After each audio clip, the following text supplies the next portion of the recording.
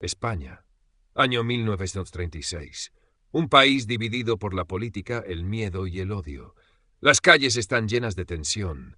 Las discusiones ya no terminan con palabras, sino con violencia. Mientras Europa observa cómo crecen los extremismos, España se convierte lentamente en una bomba a punto de explotar. Lo que comenzó como una crisis política acabaría transformándose en una de las guerras más sangrientas y dolorosas de la historia del país. Una guerra donde familias quedaron separadas, ciudades fueron destruidas y cientos de miles de personas perdieron la vida.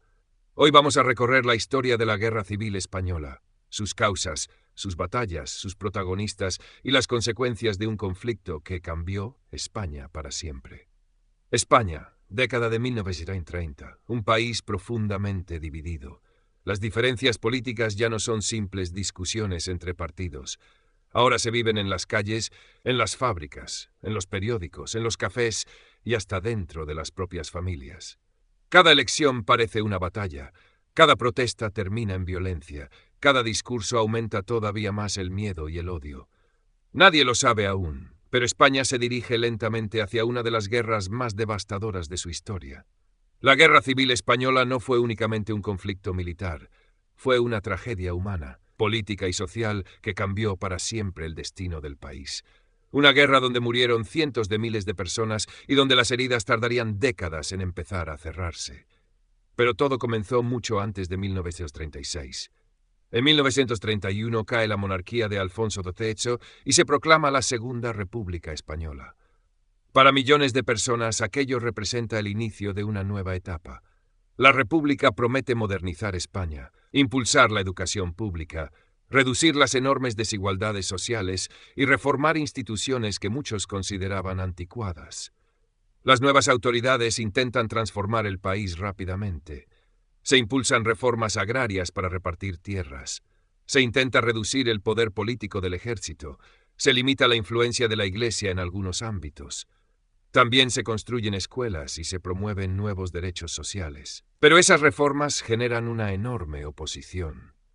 Los sectores conservadores sienten que la República está destruyendo las tradiciones españolas. Grandes propietarios, militares, monárquicos y buena parte de la Iglesia ven el nuevo sistema político como una amenaza directa. Mientras tanto, desde la izquierda más radical también existe descontento. Muchos obreros, anarquistas y revolucionarios consideran que las reformas son demasiado lentas y poco profundas. España comienza a romperse en dos bloques cada vez más enfrentados. La tensión política aumenta año tras año, las huelgas se multiplican, los atentados políticos son frecuentes, grupos extremistas de izquierda y derecha protagonizan violentos enfrentamientos callejeros. Los discursos moderados desaparecen poco a poco mientras crecen las posiciones más radicales. En octubre de 1934 estalla uno de los episodios más graves antes de la guerra: la Revolución de Asturias. Miles de mineros y trabajadores se levantan contra el gobierno. Durante días controlan varias zonas de Asturias. El gobierno responde enviando al ejército. La represión es brutal. Las tropas dirigidas por militares como Francisco Franco sofocan la rebelión, dejando miles de muertos, heridos y detenidos. Aquello aumenta todavía más el odio entre españoles. Al mismo tiempo, Europa vive momentos de enorme tensión. Adolf Hitler consolida su poder en Alemania. Benito Mussolini fortalece el fascismo en Italia.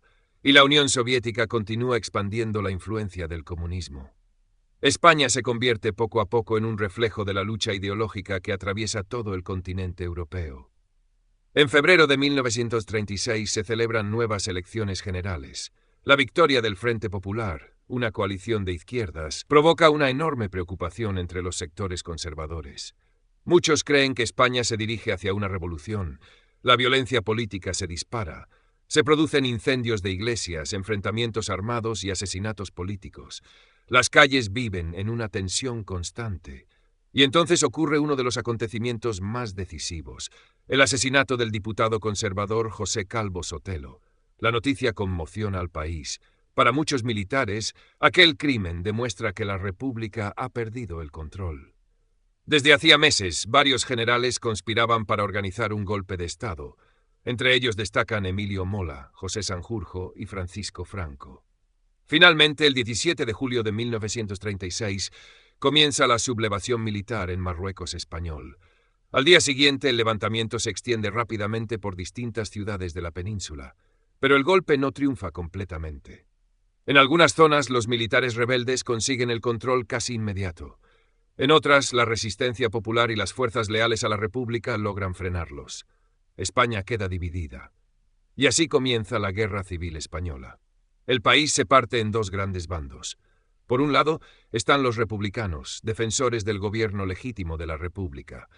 Entre ellos se encuentran socialistas, comunistas, anarquistas, republicanos progresistas y muchos trabajadores.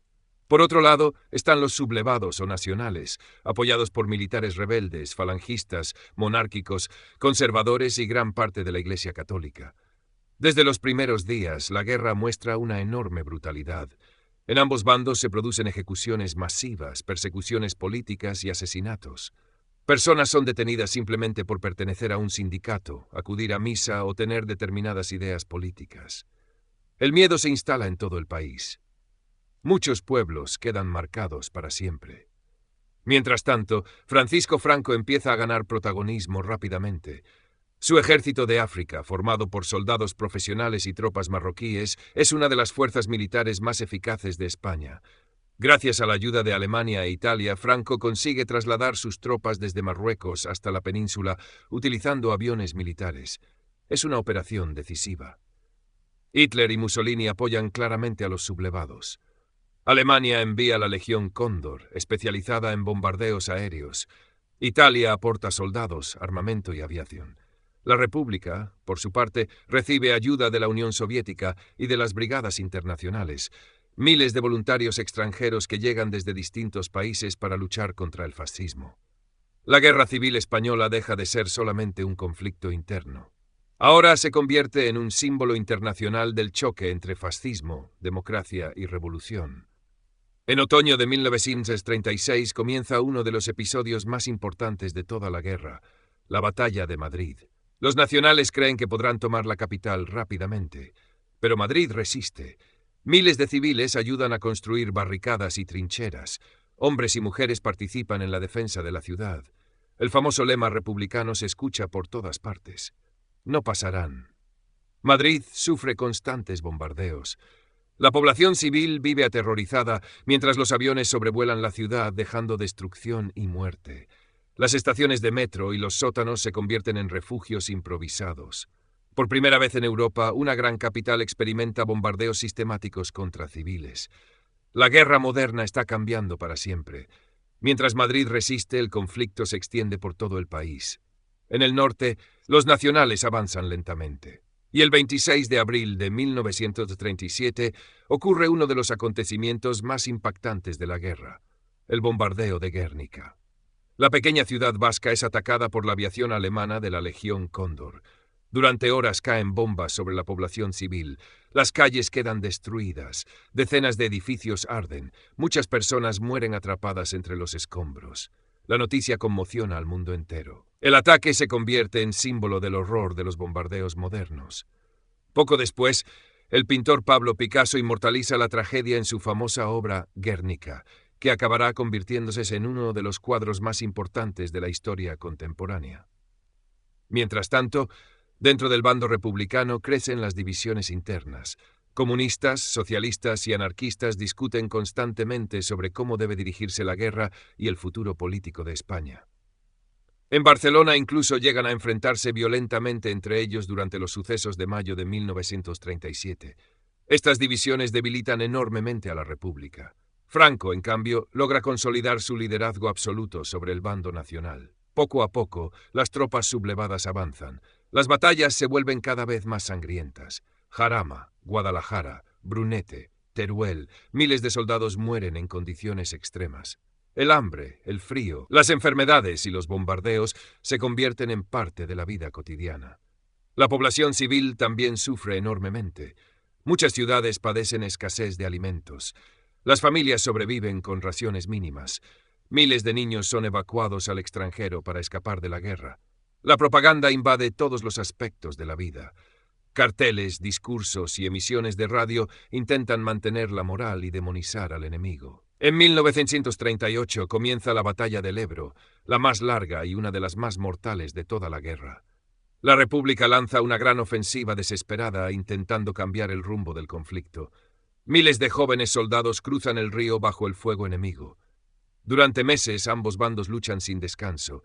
Las temperaturas extremas, los bombardeos constantes y la falta de suministros convierten la batalla en un auténtico infierno. Finalmente, las tropas republicanas son derrotadas. Después del Ebro, la caída de la República parece inevitable. En enero de 1939, Barcelona cae ante las tropas franquistas. Miles de personas huyen hacia Francia bajo temperaturas heladas.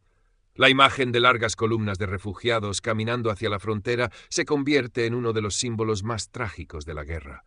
Muchos terminarán en campos de refugiados franceses en condiciones miserables. Madrid resiste unos meses más, pero el agotamiento es total. El 28 de marzo de 1939, las tropas franquistas entran finalmente en la capital. 3 días después, el 1 de abril, Francisco Franco anuncia oficialmente el final de la guerra. España queda devastada. Cientos de miles de personas han muerto. Las ciudades están destruidas. La economía está hundida. Miles de familias han quedado separadas para siempre. Y tras la guerra comienza una larga dictadura. Francisco Franco gobernará España hasta 1975. Miles de republicanos son encarcelados, ejecutados o forzados al exilio. La censura y el miedo dominan el país durante décadas. La guerra civil española deja heridas profundas que marcarán generaciones enteras.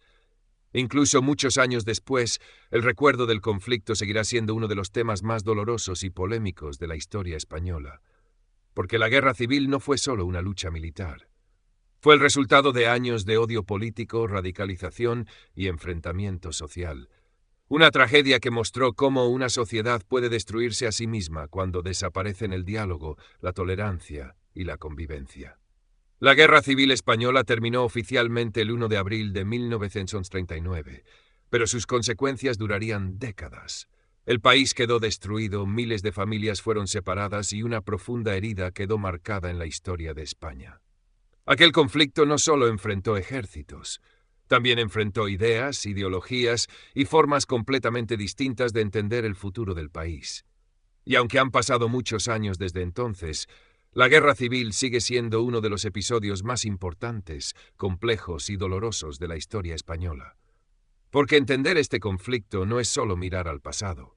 También es recordar hasta dónde puede llegar una sociedad cuando el odio y la división sustituyen al diálogo. Y sobre todo, comprender por qué la paz y la convivencia son tan importantes para evitar que una tragedia así vuelva a repetirse.